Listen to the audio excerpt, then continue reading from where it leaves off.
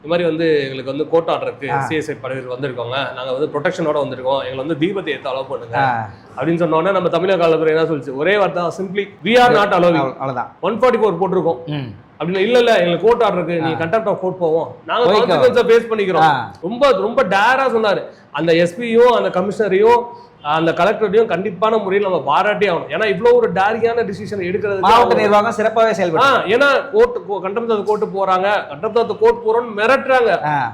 To be frank சொன்னா அந்த இடத்துல மிரட்டுற கண்டெம்ட் ஆஃப் கோர்ட் போவோம், கோர்ட் ஆர்டர் இருக்கு, நீங்க கோர்ட் அவமதிக்கிறீங்க அப்படின்னு மிரட்டுறாங்க. இவ்வளவு மிரட்டலுக்கு பின்னும் பயப்படாம 144 இருக்கு, நாங்க கான்சிக்வென்ஸை ஃபேஸ் பண்ணிக்கிறோம், we are not allowing அப்படின்னு தெளிவா சொல்லி டேரா நின்று கடைசி வரைக்கும் அந்த டிசிஷன்லேயே நின்று அவங்கள பின்வாங்க வச்ச அந்த மாவட்ட ஆட்சியருக்கும் கமிஷனருக்கும் கலெக்டருக்கும் நம்ம கண்டிப்பான முறையில் நன்றியை சொல்லி ஆகும். இல்லை, இதுதான் வந்துட்டு ஒரு திராவிட மாடல் அரசோட ஒரு மிகப்பெரிய ஒரு ஹிட்னே சொல்லலாம். ஒவ்வொரு நிகழ்வுலையும் ஆர்எஸ்எஸ் ஆகட்டும், சங் பரிவார் ஆகட்டும், பிஜேபி ஆகட்டும், எந்த மாதிரி ஒரு அஜெண்டாவை தமிழ்நாட்டுக்குள்ள அவங்க கொண்டு வரணும்னு நினைச்சாலும் மாண்புமிகு தமிழ்நாடு முதல்வர் எல்லா போலையுமே 6 அடிச்சிடறாரு. கண்டிப்பா இருப்பார்.